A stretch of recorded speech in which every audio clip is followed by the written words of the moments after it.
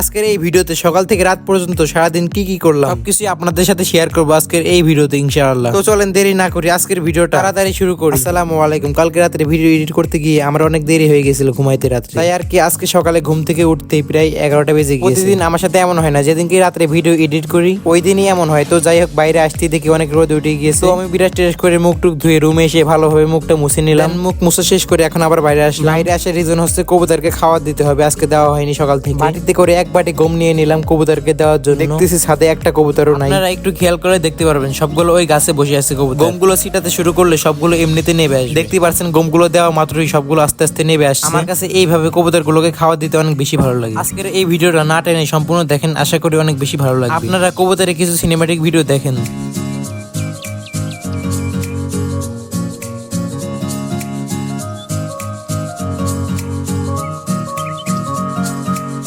তো আলহামদুলিল্লাহ আজকের মতো কবুতরের সকালে খাওয়াটা দেওয়া শেষ। ওখানে অনেকগুলো কবুতর আছে। কবুতরগুলো আপনাদের কাছে কেমন লাগলো? তো আমি এখন ছাদ থেকে নিচে নামবো। নিচে নামতেই আম্মু একটা গাছ ধরিয়ে দিয়ে বললো ওটা লাগিয়ে দে যে কোনো জায়গায়। আমি ভাবলাম এখানে লাগিয়ে দেবো, এখানে চারপাশে আটকানো আছে। আবার দেখতে পাচ্ছেন এখানে বড় বড় কিছু ঝাল গাছও আছে। এই ঝাল গাছগুলো লাগানো হয়েছে প্রায় 5-6 মাস হয়ে গিয়েছে। আলহামদুলিল্লাহ এই ঝালগুলো দিয়ে আমাদের হয়ে যায় এক্সট্রা করে বাজার থেকে কিনতে হয়। যাই হোক, যেই কাজে এখানে আসলাম ওই কাজে আসি। এখানে আমি একটা জায়গা পরিষ্কার করে সুন্দর করে টুরি গাছটা লাগিয়ে দিলাম। শুধু লাগিয়ে দিলেই শেষ না, এখানে আরো কাজ আছে, পানি দিতে হবে। তো এক মগ মতো পানি এনে গাছে দিয়ে দিলাম। বলেন তো এটা কি গাছ? আমি নিজেও জানি না এটা কি গাছ, আমাকে শুধু লাগাইতে বলছে লাগিয়ে দিয়েছি। হাতে ময়লা হয়ে গেছিল তাই হাতটা ধুয়ে রুমে আসলাম। তো ওই দিন যে টাইপডটা কিনে আনছিলাম ওইটা এখন আনবক্সিং করব, খুলে দেখা হয়নি আগে, তো আজকে খুলবো এটা।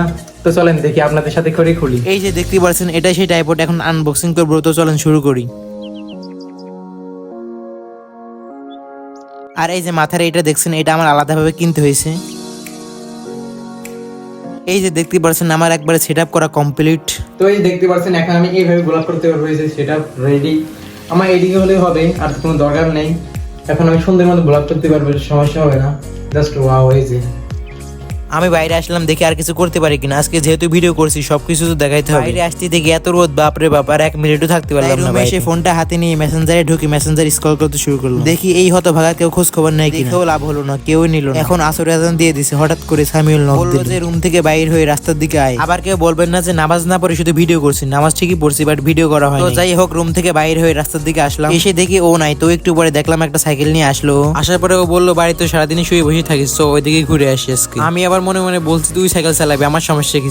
তো এই যে আমরা টুকটুক করে চলে আসলাম। আর এই জায়গাটা হচ্ছে আমাদের গ্রামে, এটার নাম কমলা দিঘি হিসেবে পরিচিত। সামিউল যেখানে দাঁড়িয়ে আছে এখান দিয়ে হেঁটে হেঁটে আমাদের ওই পারে যাইতে হবে। দেখছেন কত ভয়ঙ্কর জায়গা, আমার তো অনেক ভয় করতেছে। ভয় পাইলে চলবে না, আমিও ভয় পাই নাই। তো আমি উঠে পড়লাম। এর উপরে উঠার পরে আমি তো আস্তে আস্তে হাঁটতেছি। সামিউল দেখছি কিছু মনেই করছে না, অনেক জোরে জোরে হাঁটছে। এই জায়গাটা আমাদের গ্রামে হলেও আসা হয় না সবসময়, কারণ সবসময় বাইরেই থাকতে হয়। বাড়িতে অনেকদিন পরে পরে আসা হয়, তাই আর কি চাইলেও আসতে পারি না। এটাই জায়গাটা কিন্তু অনেক সুন্দর, তাই না? আমার কাছে অনেক বেশি ভালো লাগে সবসময়। যেমন সুন্দর তেমন ভয়ঙ্কর। আমরা যেখানে দাঁড়িয়ে আছি দেখছেন কত ভাঙা ভাঙা। এখন তো রোজার মাস, আস্তে আস্তে আমাদের মাস থেকে সবগুলো রোজা চলে যাচ্ছে। আর কিছুদিন পরে ঈদ। তো যাই হোক, আজকে কি সবাই রোজা আছেন? এখানে তো অনেকক্ষণই থাকলাম, তো এখন আমরা যাবো ওই পারে। তো চলেন ওই পারে আপনাদের সাথে করি আমরা যাই। আপনাদেরকে কিছু সুন্দর ভিউ দেখানোর চেষ্টা করছি।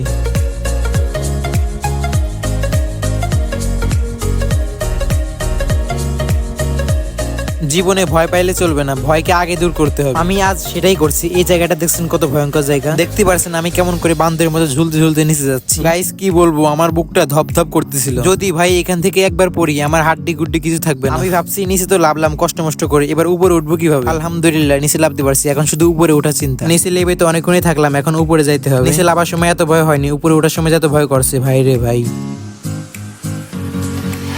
এই পর্যন্ত উঠে আর উঠতে পারছি না। সামিউল এখন হাত দিলে বলছে আমার হাত ধরে উঠে যায়। আমার তো ভয় করছে, একবার যদি ছেড়ে দেয় কি হবে। দিতে চাচ্ছিলাম না, পরে দিলাম, বলছে যা হবে হবে না। তো আলহামদুলিল্লাহ বিকেলে ঘুরে টুরে চলে আসলাম বাসায়। তো সন্ধ্যার দিকে ইফতার শেষ করে, ইফতার করা ভিডিও আর করা হয়নি, বাসা সব একসাথে করছিলাম। তো তাই আর এখন বাজে রাত 9টা। তারা বিশেষ করে এখন রুমে আসলাম, এখন ঘুমাইতে হবে। রোজা রেখে অনেক ক্লান্ত, এখন এক ঘুম দেবো একবারে কাল সকালে। এটা বলে এক লাফ মারছি খাটের উপরে। তো এখন ফোনটা হাতে নিলাম, একটু ফোন টোন চালিয়ে ঘুমিয়ে পড়বো। চালাতে চালাতে রাত প্রায় 11টার মতো বেজে গেছে, এখন ঘুমাই যাবো। লাইটটা অফ করে ঘুম।